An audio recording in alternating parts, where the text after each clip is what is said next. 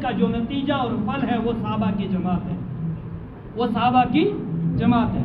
ہمارے درمیان، امت کے درمیان اور حضور کے درمیان جو واسطہ ہے، جس واسطے سے دین ہم تک پہنچا، وہ واسطہ صحابہ کی جماعت ہے۔ صحابہ کی جماعت کا ذکر صرف اس امت ہی میں نہیں ہے، اللہ رب العزت نے خود فرمایا، تورات میں صحابہ کی الگ مثال بیان فرمائی گئی، انجیل میں صحابہ کی الگ مثال بیان فرمائی گئی۔ تورات میں صحابہ کی مثال بیان فرمائی گئی، تراہم رکعا سجدا یبتغون فضلا من اللہ ورضوانا سیماہم فی وجوہہم من اثر السجود ذالک مثلہم فی التوراۃ۔ اللہ فرماتے ہیں صحابہ کی مثال جو میں نے تورات میں ذکر فرمائی، جو حضرت موسیٰ علیہ السلام کی قوم کو میں نے صحابہ کے اوصاف بتلائے، وہ یہ تھے کہ ایسی جماعت آنے والی ہے، تراہم رکعا سجدا، وہ عبادت ہی میں مشغول ہوں گے۔ عبادت ہی میں کیا ہوں گے؟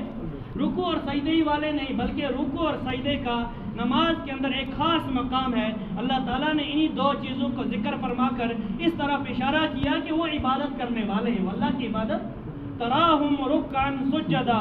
پھر فرمایا یہ عبادت کسی کو دکھلانے، ریا کے لیے نہیں ہے، یبتغون فضلا من اللہ ورضوانا، یبتغون فضلا من اللہ ورضوانا، اللہ کی خوشنودی کے علاوہ انہیں کسی چیز کی کوئی ضرورت، یبتغون فضلا من اللہ ورضوانا سیماہم فی وجوہہم من اثر السجود۔ فرمایا ان کے بدنوں پر، ان کے چہروں پر، ان کی پیشانیوں پر آپ دیکھو گے، اگر انہیں پایا تو آپ دیکھو گے کہ عبادات کے نشانات پڑے ہوئے، عبادات کے نشانات۔ پھر انجیل کے بارے میں اللہ نے فرمایا کہ ہم نے انجیل اتاری، انجیل میں ہم نے صحابہ کی وہ جماعت جو کئی سال بعد آنے والی ہے، جو آخری نبی کو دی جانے والی جماعت ہے، اس کی مثال اس کھیتی کی سی ہے کہ آدمی ایک بیج زمین میں ڈالتا ہے، پھر اس کا دانہ اوپر سے پونپ نکلتی ہے، پھر وہ اور بڑھتی ہے، بڑھتے بڑھتے یہاں تک کہ وہ پھل دینے لگ جاتی ہے، تو جو کھیتی کرنے والا ہے وہ اس سے خوش ہو جاتا ہے۔ کیا ہو جاتا ہے؟ اس سے خوش ہو جاتا ہے۔ لیکن جو حاسدین ہوتے ہیں وہ جلنے لگتے ہیں۔ وہ کیا جلنے؟ لیغیظ بہم الکفار۔ جو حاسدین ہوتے ہیں، بغض رکھنے والے ہوتے ہیں، جو اس کھیت کی مخالفت کرنے والے ہوتے ہیں، جن کو یہ محنت حضور کی اچھی نہیں لگتی، حضور کی محنت کا نتیجہ ماننے والے نہیں ہوتے، تو انہیں یہ برا لگتا ہے۔ انہیں کیا لگتا ہے؟ یہ برا لگتا ہے۔ لیغیظ بہم الکفار۔ پھر آگے فرمایا وعد اللہ الذین آمنوا وعملوا الصالحات لهم مغفرۃ واجر عظیم۔ اللہ تعالیٰ نے ان کے لیے وعدہ کر رکھا ہے مغفرت کا، اللہ نے ان کے لیے وعدہ کر رکھا ہے رضامندی کا، اللہ نے امت کے لیے بنا دیا ہے انہیں آئیڈیل، امت کے لیے ایمان لانے کا ذریعہ اور کسوٹی بیان فرما دیا ہے۔ دو موقعوں پر اللہ تعالیٰ نے سورہ بقرہ کی آیت نمبر 137 میں فرمایا فَإِنْ آمَنُوا بِمِثْلِ مَا آمَنْتُمْ بِهِ فَقَدِ اهْتَدَوْا۔ اگر بعد والے لوگ، آپ کے زمانے کے لوگ صحابہ کے نقش قدم پر ایمان لاتے ہیں، صحابہ کی زندگیوں کے مطابق ایمان لاتے ہیں، خالص ایمان جیسے صحابہ نے لایا ہوا ہے، آپ کی ذات پر، آپ کے لائے ہوئے دین پر، اس تمام باتوں کی تصدیق کرنے والے ہیں۔ تصدیق بما جاء به النبی صلی اللہ علیہ وسلم، جو آپ لے کر کے آئے ہیں تب وہ ہدایت یافتہ ہیں، لیکن اگر اس سے ہٹ کر طریقہ وہ چنتے ہیں اپنے لیے تب وہ ہدایت یافتہ نہیں ہے۔ دوسری جگہ اللہ تعالیٰ نے بیان فرمایا سورہ بقرہ کی آیت نمبر 13 کے اندر اللہ نے بیان فرمایا وَإِذَا قِيلَ لَهُمْ آمِنُوا كَمَا آمَنَ النَّاسُ۔ انہیں جب کہا جاتا ہے کفار مکہ سے، مشرکین سے، ایمان لاؤ ویسے ہی جیسے ان لوگوں نے ایمان لایا، اور وہ لوگ صحابہ کی جماعت ہے۔ کیا کہتے ہیں؟ پھر اللہ نے بیان فرمایا کہ یہ لوگ صحابہ کے بارے میں کہتے ہیں کہ ہم ایمان لائیں گے ان لوگوں پر جو بلا سوچے سمجھے ایمان لاتے، یہ تو نعوذ باللہ بیوقوف ہیں۔ اللہ نے فرمایا یہ بیوقوف نہیں ہے، تم لوگ ہی بیوقوف ہو، تم لوگ ہی کیوں بیوقوف ہو۔ اللہ تعالیٰ نے تیسری جگہ اللہ تعالیٰ نے سورہ حجرات میں صحابہ کا مقام بیان فرمایا نبی کریم صلی اللہ علیہ وسلم کی مجالس میں بیٹھنے والے، ان کو اللہ نے تمام چیزیں سکھلائی ہیں، اللہ نے ان کے دلوں کا امتحان لیا ہے، اللہ نے انہیں چن کر کے بھیجا، یہ جماعت معمولی جماعت نہیں ہے۔ اللہ نے بیان فرمایا کہ جب یہ حضور کی مجلس میں ہوتے ہیں ان الذین یغضون اصواتہم عند رسول اللہ، یہ حضور کے سامنے کوئی بھی ایسی بات نہیں کرتے جس سے حضور کو تکلیف ہو، جس سے حضور کو اب اللہ نے کہا کیوں ایسا نہیں کرتے کہ کوئی بھی ایسی بات نہیں کرتے، یہ کیوں حضور کے آداب جانتے ہیں، حضور کی مجلس کے آداب پورے طریقے پر جانتے ہیں، وجہ کیا ہے؟ اللہ نے بیان فرمایا اس مجلس میں آنے والا کوئی بھی صحابی ایسا نہیں ہے جن کے دلوں کا میں نے امتحان نہ لیا ہو، میں نے ان کے دلوں کا امتحان لیا۔ ان الذین یغضون اصواتهم عند رسول اللہ، وہ لوگ جو حضور کے سامنے اپنی آواز کو بلند نہیں کرتے، پس رکھتے ہیں تاکہ حضور کو تکلیف نہ ہو۔ اولئک الذین امتحن اللہ قلوبهم للتقوی، یہ وہی لوگ ہیں، یہ وہی جماعت ہے، یہ وہی صحابہ ہیں جن کا اللہ تعالیٰ نے امتحان لیا ہے۔ کیا لیا ہے؟ پھر آگے فرمایا کہ اللہ تعالیٰ نے ان کے لیے مغفرت کا وعدہ، اللہ تعالیٰ نے ان کے لیے بخشش کا وعدہ، اجر عظیم کا وعدہ رکھا ہے۔ کیا رکھا ہے؟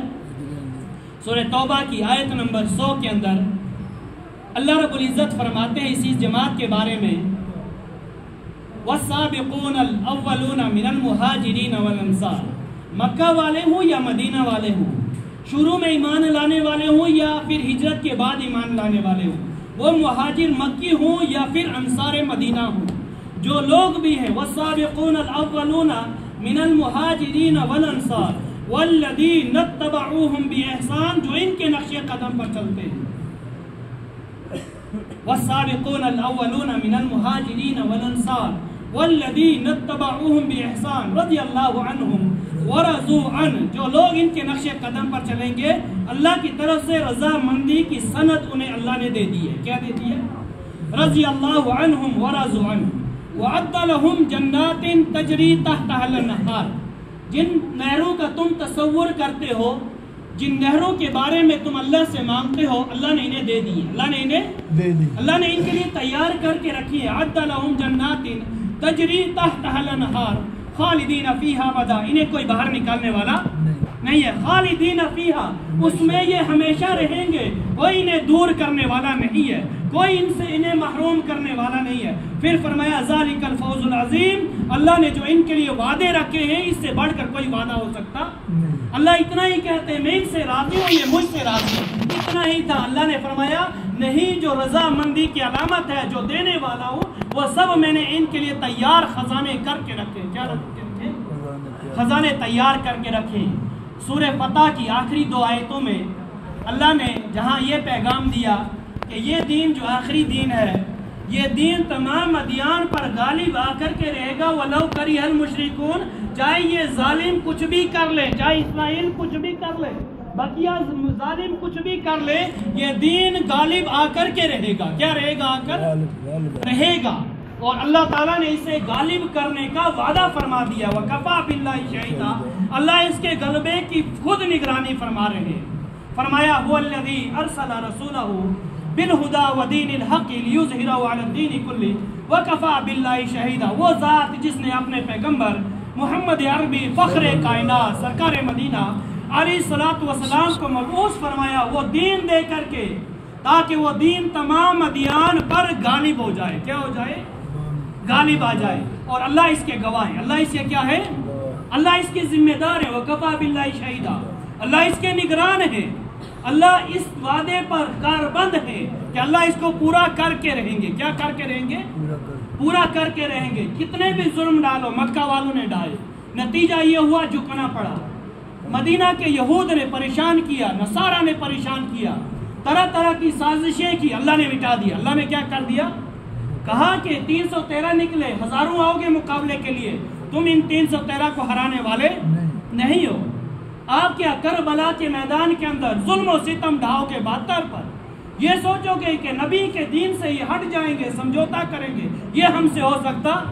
یہ حضور کی وہ جماعت ہے، حضور کے وہ چنندہ صحابہ ہیں، حضور کے وہ تربیت یافتہ ہیں جن کو امام رازی رحمت اللہ علیہ نے لکھا، امام قرطبی رحمت اللہ علیہ نے تفسیر قرطبی کے 16ویں جلد میں لکھ دیا۔ فرمایا کہ صحابہ کی پوری جماعت اللہ کی خوشنودی کے علاوہ کوئی چیز چاہنے والی نہیں ہے۔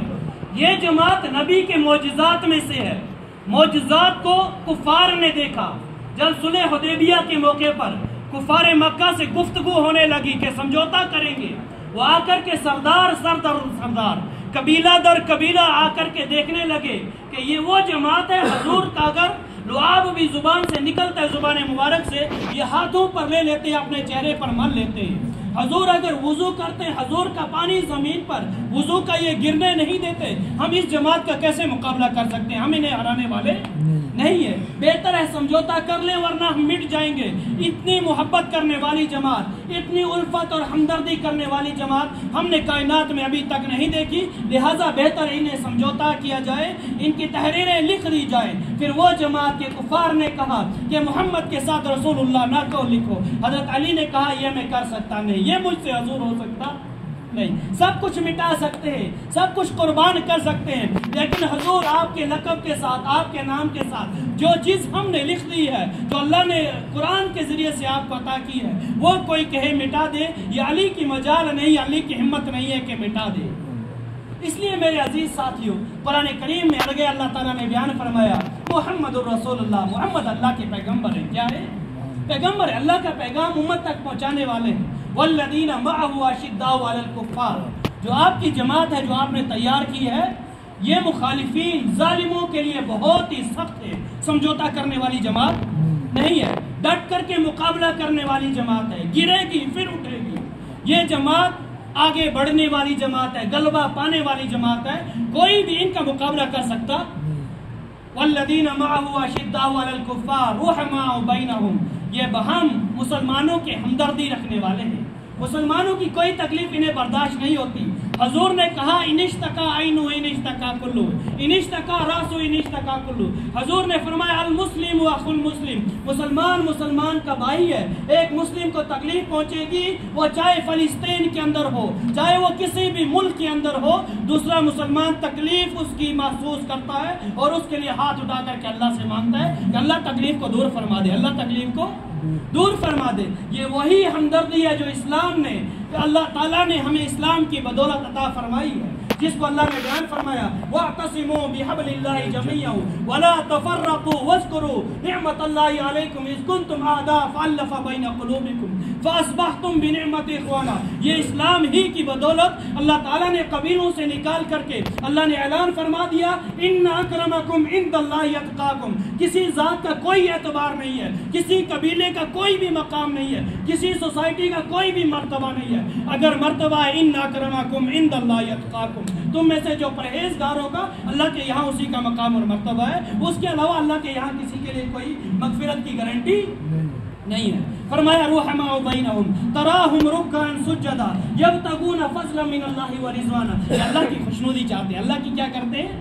خوشنودی چاہتے ہیں۔ امام راضی رحمۃ اللہ علیہ نے اسی لیے لکھ دیا جب تم دیکھو کسی بندے کو وہ کسی بھی صحابی پر تنقید کرتا ہے تو آپ سمجھ لو کہ وہ اسلام پر تنقید کرنا چاہتا ہے، وہ قرآن پر تنقید کرنا چاہتا ہے۔ قرآن بھی حق ہے، نبی کا فرمان بھی حق ہے، نبی بھی حق ہے، نبی کا لایا ہوا کلام بھی حق ہے، وہ ڈائریکٹ اس پر حملہ کر نہیں سکتا، وہ اس بیچ کی کڑی پر حملہ کر کے، اس بیچ کے پل پر حملہ کر کے وہ آپ کا ربط قرآن اور سنت سے دور کرنا چاہتا ہے، وہ ربط کاٹنے کی کوشش کر رہا ہے اور وہ ڈائریکٹ اس پر حملہ کرنے کی کوشش ہمت کرتا نہیں ہے۔ پھر حضور نے فرمایا ترمذی کی روایت میں ہے اذا رأيتم الذين يسبون اصحابي، جب تم دیکھو کوئی آدمی صحابہ کے بارے میں، نبی کے کسی بھی صحابی کے بارے میں بک بک کر رہا ہے تو تم کہو میں آپ کے شر سے اللہ کی پناہ چاہتا ہوں، لعنت اللہ علی شرکم، میں آپ پر لعنت بھیجتا ہوں ملعون، میں آپ سے اپنے ایمان کی حفاظت چاہتا ہوں، اللہ سے دعا کریں اللہ ہمارے ایمان کی حفاظت کرے۔ اللہ نے قرآن تیسری جگہ پر حضور صلی اللہ علیہ وسلم نے فرمایا اللہ اللہ فی صحابی، میرے صحابہ کے سلسلے میں ڈرتے رہنا، ان کو دنیاوی غرض کے لیے استعمال نہ کرنا، اپنے مقصد کے لیے استعمال نہ کرنا، اور کسی چیز کے لیے استعمال نہیں کرنا۔ اگر محبت کرتے ہو اس لیے کرنا کہ آپ کو مجھ سے محبت ہے، اگر نفرت ہے گویا کہ آپ کو نعوذ باللہ حضور سے نفرت ہے۔ فرمایا اگر انہیں تکلیف پہنچی تو آپ سمجھ لو کہ آپ نے حضور کو تکلیف پہنچائی، اور اگر حضور کو تکلیف پہنچائی گویا کہ سمجھ لو آپ اللہ کے ساتھ اعلان جنگ کر رہے ہو، اعلان جنگ کر رہے ہو۔ پھر ایک روایت میں بخاری کی روایت اللہ کے نبی صلی اللہ علیہ وسلم نے بیان فرمایا، حضور نے بیان فرمایا کہ تم میں سے کوئی بھی میرے صحابہ کو برا بلا نہ کہے، اور مسلم کی روایت میں لا تسبوا احد من اصحابی، کوئی بھی مجال نہ کرے میرے صحابہ کو برا کہنے کی۔ صحیح روایات کوئی بھی میرے صحابہ کو برا بلا کہنے کی مجال نہ کرے۔ فرمایا والذی نفسی بیدہ، اس ذات کی قسم، اس اللہ کی قسم جس کے قبضے میں محمد عربی صلی اللہ علیہ وسلم کی جان اور روح ہے، لو انفق احدکم مثل احد، اگر تم میں سے کوئی آدمی کھڑا ہو جائے وہ احد پہاڑ کے برابر بھی سونا خرچ کرے گا، فرمایا ما بلغ مد احدہم ولا نصیفہ، مد کے معنی ہے شرعی اعتبار سے جو مد ہے آج کے اعتبار سے 840 گرام کا ہے۔ کتنے گرام کا ہے؟ 840 گرام کا ہے۔ آدھا مد ہو گیا، نصف مد ہو گیا 420 گرام۔ حضور نے فرمایا اگر کوئی آدمی آج